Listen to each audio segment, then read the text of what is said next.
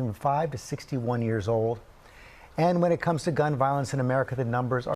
Sorry to come back but wouldn't the Russian platform, among most, trigger some modern web scraping and flag-raising mechanism at any intelligence bureau in the U.S.? My friend, I'm about to tell you some things that might shock you. One, it's going to come across as like I am defending this person. Or not this person, sorry. Defending the federal agencies, which is going to be surprising, I guess. But they do that already. I don't know if they do that for OK.ru, but they certainly do that for 4chan. I know for a fact. We all know, as a matter of fact, the feds are monitoring 4chan all the time. And they have many different methods of figuring out who you are behind that anonymous account. If you think VPNs are saving you, you're oftentimes wrong. It just depends on who wants to get access to this information and how desperately they want to. Okay? Having said that, however, because the entire place is flooded, the entire marketplace is flooded with people constantly making death threats, people constantly fucking, advocating for Nazi shit. It ultimately doesn't matter. It's like there's not really too much they can do because they don't know who's serious and they don't know who's not serious. They have no way of like parsing through that. Okay?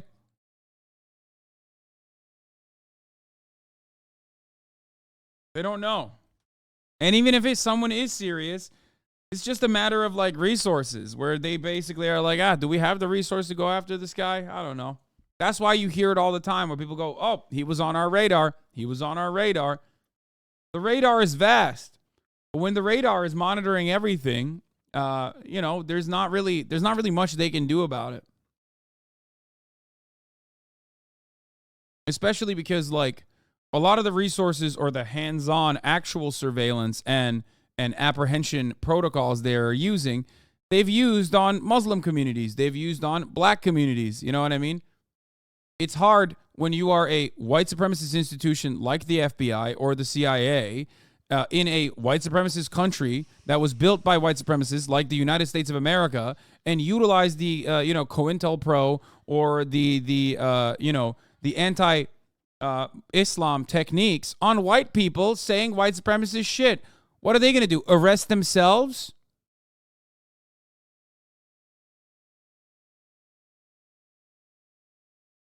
They're going to be like, well, man, Hank, I found your posts on the 4chan website. Here you were saying that Hitler was right. What's going on there? Like, you're under arrest, sir. Is that what you think is going to happen?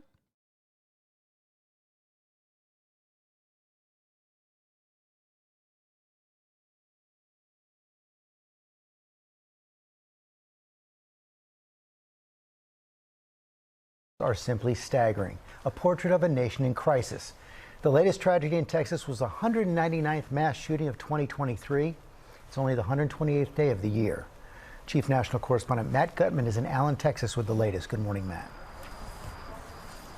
Hey, good morning, George. That mall behind me was packed Saturday afternoon. That gunman drove into the parking lot, got out in the middle of it, and began shooting. And eyewitnesses tell me that the scene itself was so grisly that first... Oh my God, the gym is not the best place to talk to people either. There are plenty of places. I never said that. I'm saying for me, the gym is a good place to like, and it's a private facility anyway. It's not even a private facility. It's someone's house. Okay. So that's what I'm saying. I brought up the other one already. Music shows, bars, pool halls, conventions, game stores. There are plenty of places for all kinds of people to socialize and practice socializing. It's on you to go there acting like it's impossible, silly, not helpful. Yes, I know. I know. I mean, that person is agreeing with me, so I shouldn't be as contentious. But, you know, tensions are high in my mind at this point. Especially because so many people are just, like, genuinely agoraphobic and have, like, real anxieties and want to defend it while also simultaneously talking about how, like, I'm in the wrong for even advocating for a better way. You know what I mean?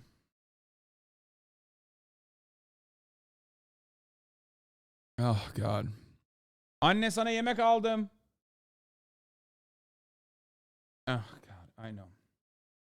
First responders were hyperventilating and were sick. Now, authorities have been poring over the suspect's history, finding that he was discharged from the Army in 2008 over mental health concerns. His social media posts filled with neo-Nazi and white supremacist material.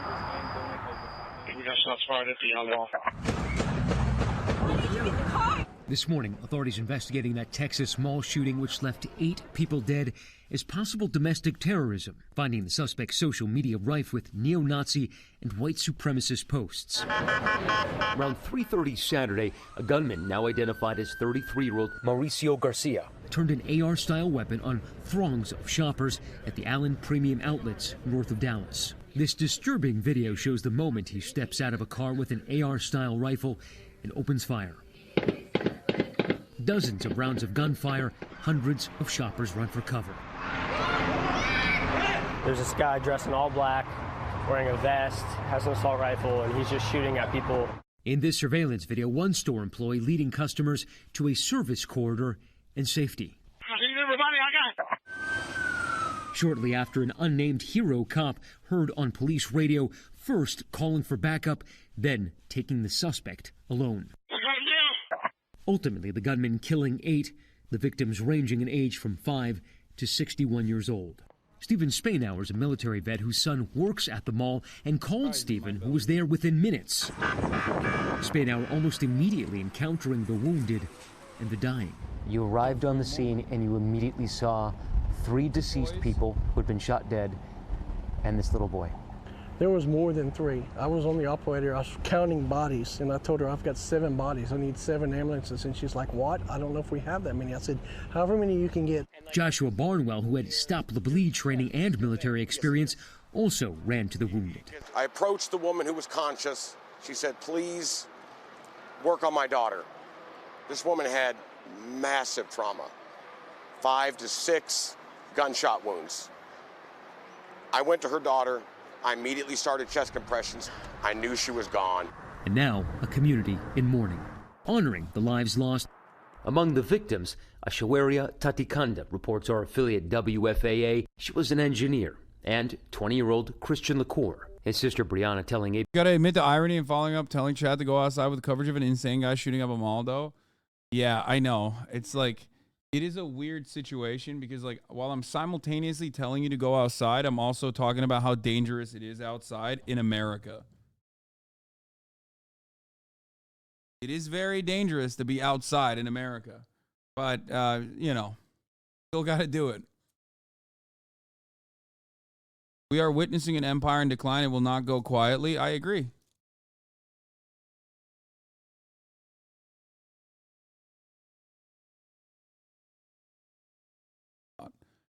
Anyway, the shootings remind me of when Pakistan cooperated with American drone strikes. It's literally just another car bombing. Oh, look, just another shooting. It's just, yeah, we normalize it. ABC News, he'll always be remembered for being a really sweet kid. You can see that growing memorial behind me, 8 crosses. Now, around one of them, they've tied stuffed animals. That is the cross for the 5-year-old child who was killed. This is the second mass shooting here in Texas just this week. And so many of the eyewitnesses telling us that they knew exactly what to do when they heard the gunfire. They got low, they ran away, got as far as they could to safety. Michael. All right, it's just heartbreaking, Matt. Thank you so much for that. Hi, everyone. George Stephanopoulos here. Thanks for checking out the ABC News YouTube channel. If you'd like to get more videos, show highlights, and watch live event coverage, click on the right over here to subscribe to our channel. And don't forget to download the ABC News app for breaking news alerts. Thanks for watching. And that's where we're going to begin today, because our thoughts are with Allen, Texas this morning. They're calling for prayers again in another city. 8 people were killed, as you've heard. 7 others were wounded in that mass shooting at a premium outlets mall in the Dallas suburbs, before a police officer who happened to be there on another call killed the gunman. Joshua Barnwell was shopping at the outlets with a friend on Saturday, and we are very grateful, and grateful is the word, that he can join us today. Joshua, by the way, is a U.S. Navy veteran and immediately rushed to help the victims. Joshua, it is so good to see you. Thank you so much. So I'm thinking, when you went to the mall on Saturday, there's... Oh, my God, I'm sorry. Holy shit. It's just, I'm trying to get help from my mom, and it's not working. She's like, she has a limit to how much she can help me. And when she reaches that, she just becomes incredibly uncooperative, where she's like, nope, not doing anything. And I'm like, please put her in the crate. It's like, nope, you have to do it yourself. She's great, but, you know, there's an upper limit to it.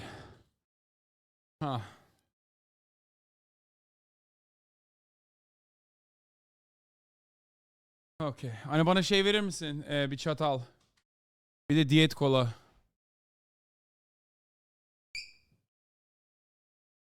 What happened to the kayak cam? There's no kayak cam for now because I'm training her. They condition like 60% of Americans that see this shit to hear thoughts and prayers and wipe clean their personal guilt for inactivity like a man in black pen. I don't think it works that well. It works that well. I'm gonna be honest. I don't think it works that well. I think it's just like most people just basically are like, it's a natural disaster. What can we do about it? You know what I mean? That's the way I feel about it. Where that's just what it feels like. Do you have the gravity increase in your house? That was some heavy breathing. Maybe because I'm fucking carrying a 20-pound puppy in a crate simultaneously up the stairs immediately while I'm running back here at the top of the fucking hour where there's a 3-minute ad break. And if you no longer want to see those ads, all you need to do is subscribe, which you can do for $5 or for free with the Twitch Prime. Perhaps that's the reason why I was, a little winded here. Okay, you think maybe that has something to do with it?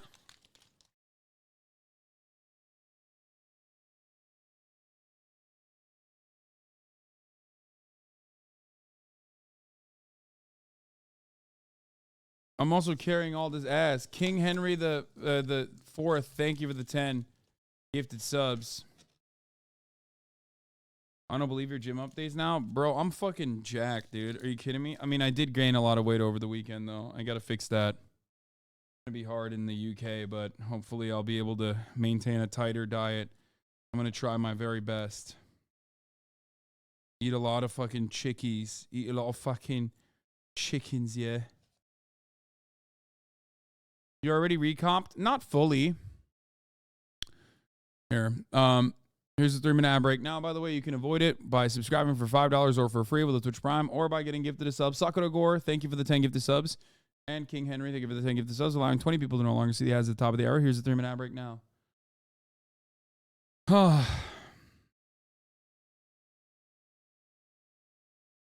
It looks so fucking hot in your Instagram story. Yeah, I was going to say, dude, I can fit into a fucking schmedium now, okay? Look at this. From this morning. No way you thought you would be sitting here on national TV talking to us about this Monday morning. So take us to that moment. When did you realize it was gunshots and realize we have a problem here? So I was walking with my friend past to one store, and when we had reached a particular location, I'd heard 2 pops go off, and at that time I was unsure. I had looked over towards the north of me, and I'd seen what looked like, adolescents running. So briefly I thought it might have been a prank. But then nearly instantly after that, the massive rapid gunfire began to occur. And at that point, I just shy of threw my friend behind a concrete pillar, a covering support for the walkway, and got behind there myself and was basically shouting at anybody that was around me to take cover to get down. And while I was behind this wall, I went to dial 911. I got through to 911 and let them know what was happening. And after I was disconnected from 911, I sent out an SOS message on my phone to my emergency contacts, leaving a voicemail of basically, we're down, we're under fire. Right now, we're okay. Mass shooting to that respect was the voicemail that went out when this first occurred. I know, but Joshua, let's just stop on that for a second. You're in the middle of a mass shooting. For most people, it's just a story we read on the news, and then people go on to the next thing. I've heard you say it's important that people hear the details of how horrible this is, because I don't really think people understand how horrible this is. Can you share that part of the story from your perspective? They will. So when They will. No, I mean, I don't even think she's that wrong. They will, statistically speaking. You know what I mean? It's not off base to assume eventually that, like, you will see it due to a loved one or yourself directly at this point. You know what I mean? We're so incredibly fucked, dude. I mean, the unfortunate reality is that the more people understand the horrific details of a mass shooting and the more people understand the trauma, the more they become desensitized to it. You know what I mean? Because we're American. We have no way of solving these problems. So we just, like, take it at face value and decide actively that it's a part of our fucking daily existence. For example, look at homelessness. There's a video from that Oliveira guy that went into the Jeffrey Epstein Island that I was watching last night on YouTube, where he went to Kensington. And the situation is so fucking dire, man. There's, like, you know, heroin needles everywhere on the fucking streets, like, and the solution is to basically turn around and you know, put casinos inside of fucking bodegas. You know, it's great.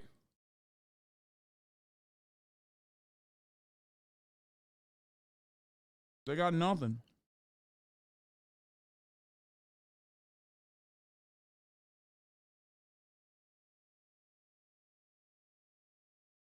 Yeah.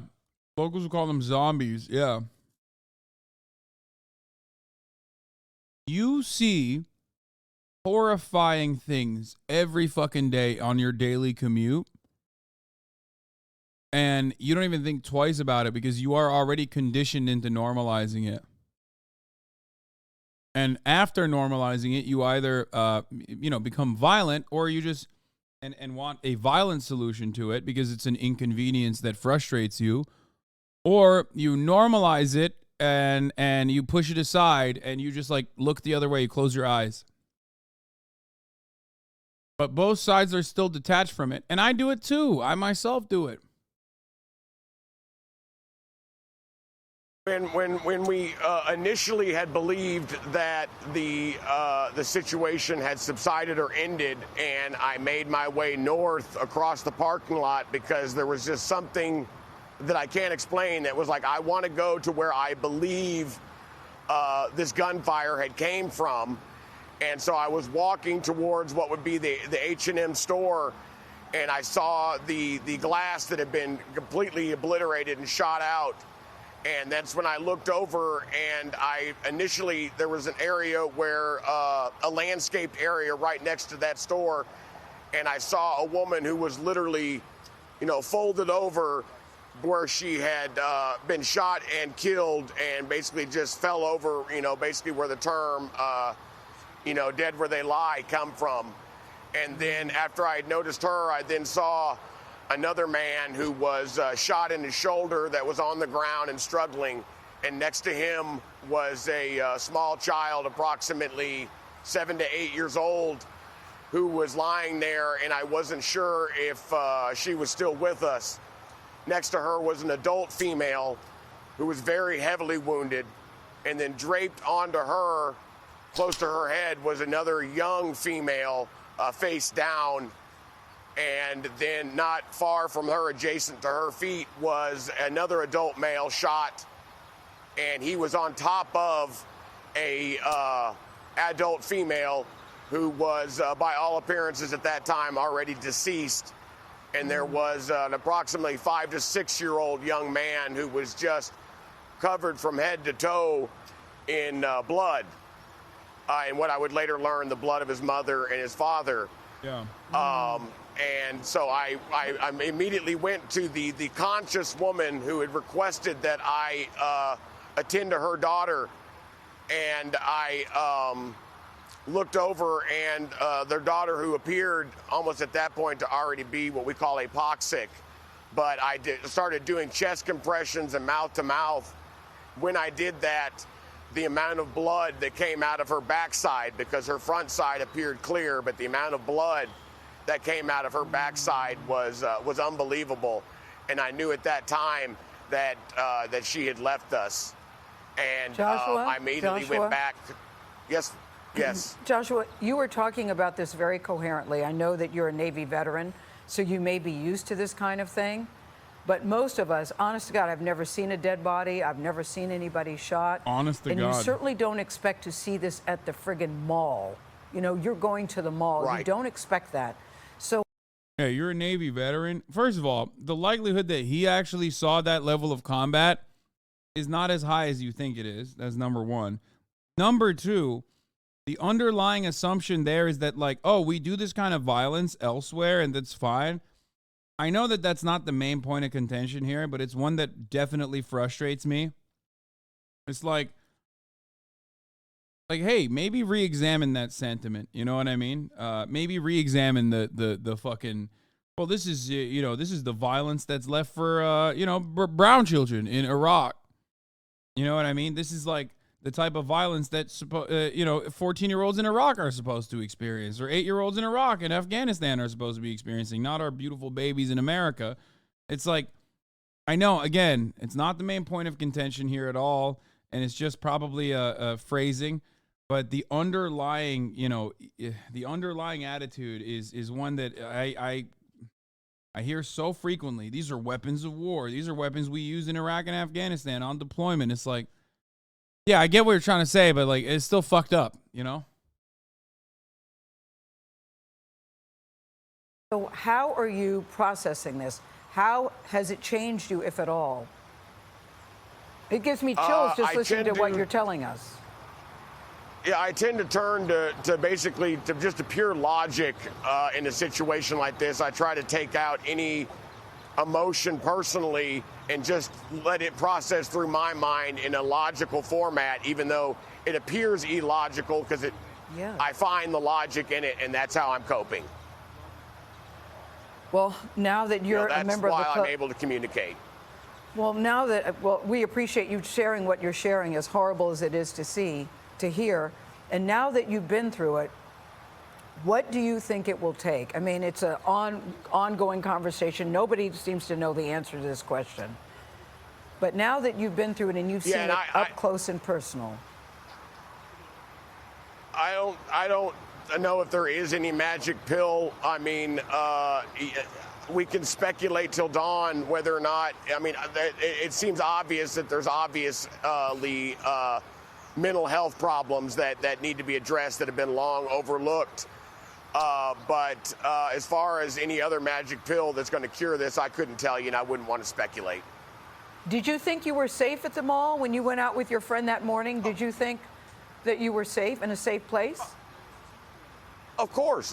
You know, I'm at a very nice mall in a very respectable area that's not known for, any acts. Dude, I just don't know. Guys, I can't find a solution to this problem. You said respectable area.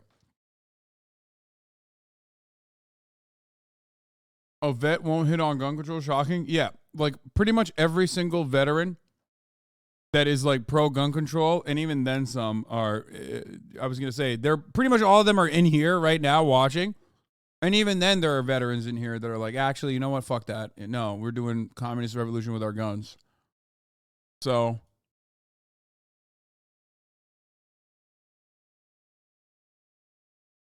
it's just like, it's like, how do we solve this problem? I can't think of any solution, really. Mental health, I guess, which, again, Congress won't do anything about it. I'm sure it's the Democrats to blame for that, too.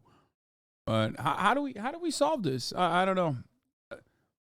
Don't give me any examples of countries that have solved this, because those countries are gay. To violence or anything even remotely close to this. So, yeah, naturally, this was the third stop for the day. We hadn't had any problems. I didn't really think that, anything was going to occur outside of the normal. Why did you want to share your story with us this morning, Joshua?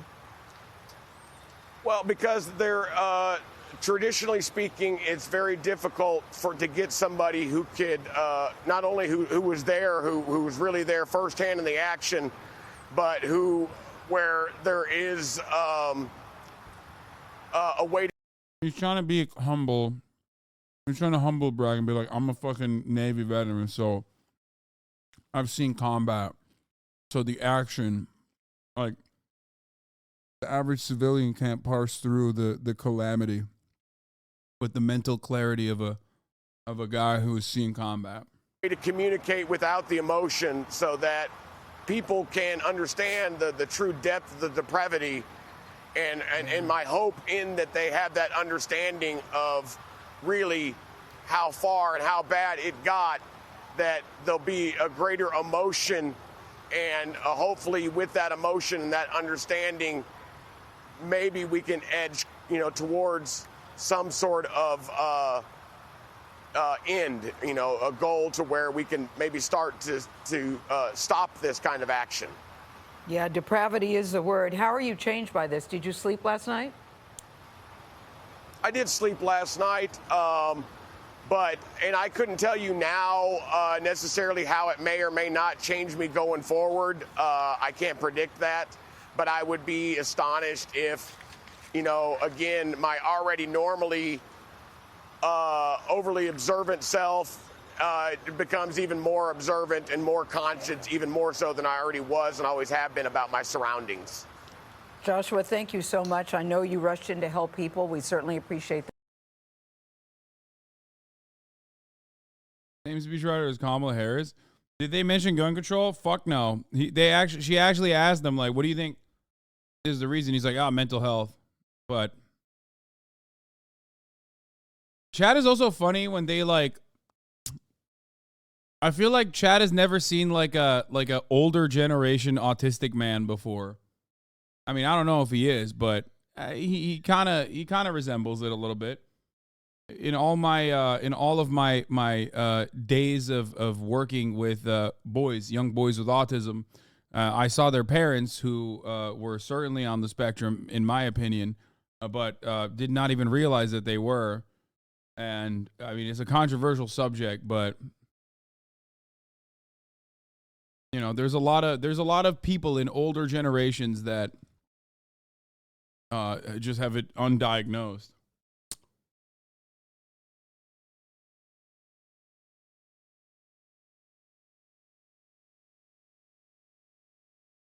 CNN exclusive shows bystanders attempting to restrain the driver after deadly Brownsville crash. Yeah, we're gonna move on to another.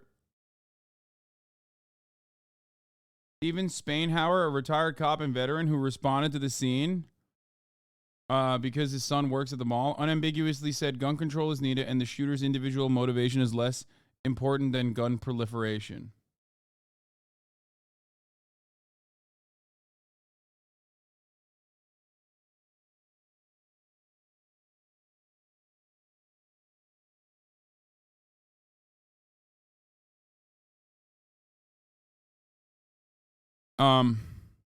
Yeah. Can tell you, Alex, that on the outside, we've had a chance to hear from the father of one of the employees who worked at a store here, who called his dad and said, there's an active shooter at the mall. I wanted to let you know. I'm going to go take cover in the back and bring as many people as I can with me. And here is how that father reacted upon showing up and witnessing the aftermath of this scene. Take a listen. This could happen anywhere in the United States. It could happen to you. It could happen to you. Okay? And we're not immune from it. And last night I was processing a lot of emotions. I was heartbroken. Today I'm mad. Mental health didn't fire that gun. Okay? Those people were killed with bullets. I saw the bullets. Okay? That's what killed those kids. Maybe he had a mental health issue. Maybe it was treatable. But if that gun wasn't on the streets, chances are he would have had access to it. And this evening at 5 o'clock at a local church. There will be a vigil honoring those lives lost and those still recovering in area hospitals. Alex, this is a community that is just 25 miles north of Dallas here, absolutely stunned by what took place yesterday. I'm. Yeah, dudes are going to be like, oh, he's a glowy. He's fake. One victim died as Spain Howard performed CPR on him. There was nothing I could do. I mean, the stories are fucking brutal, dude. The stories coming out of this are so incredibly fucking brutal. Like, you know, like 8-year-olds showered in the fucking blood of their parents as their parents, like, lifeless bodies covered them in their final moments to ensure that they survived. You know what I mean? That's it. That's what it is. I didn't see any of the images. I don't know how the fuck I didn't see a single piece of the imagery. I guess it was like, I wasn't online at the time. I guess it was like circulating like crazy left and right. And I'm happy that I didn't actually see it.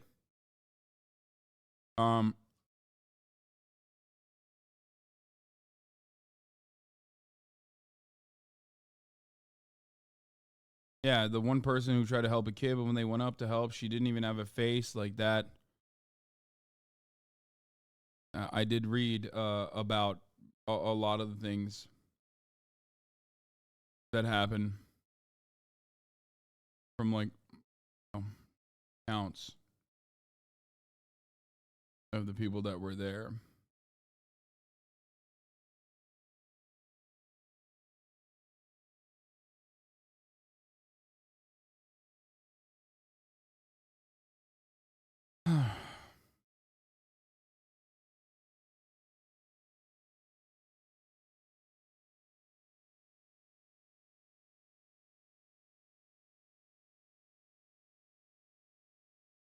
th mass shooting of the year, by the way. Yeah. Yeah. Just who's to say how we fix it, you know? Here is, for the record, I don't know if this is TOS or not, but, you know, in Texas, the violence doesn't stop. In Brownsville, Texas, a dude killed 8 people. George Alvarez, currently in custody, was in an SUV, a Range Rover. He ran a red light, lost control, flipped it on his side, is what they said on the news conference Monday. But he's currently facing manslaughter charges as he allegedly plowed his car into 18 pedestrians at Brownsville, Texas bus stop, killed 8 and injured 10 others. The crash happened at 8:29 Sunday near the Ozanam Center, according to the Brownsville police. Some of the victims were struck by the gray Range Rover were migrants under the care of Border Patrol, according to Brownsville police spokesman Martin Sandoval. Some were from Venezuela, and all the victims were males, Brownsville Police Chief Felix Sauceda said. The driver was 34-year-old George Alvarez, who allegedly tried to flee the scene but was stopped by others, is what the police chief says. Alvarez, who has an extensive rap sheet, is in custody on charges including 8 counts of manslaughter. Authorities are saying they're waiting on the toxicology results. The FBI is working to determine if the crash was an intentional act, and if so, whether there was a domestic violent extremist motive behind it.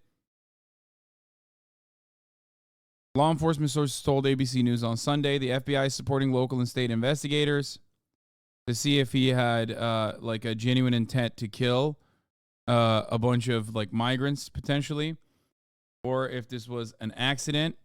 Investigators have not commented on a possible motive or whether the crash was intentional.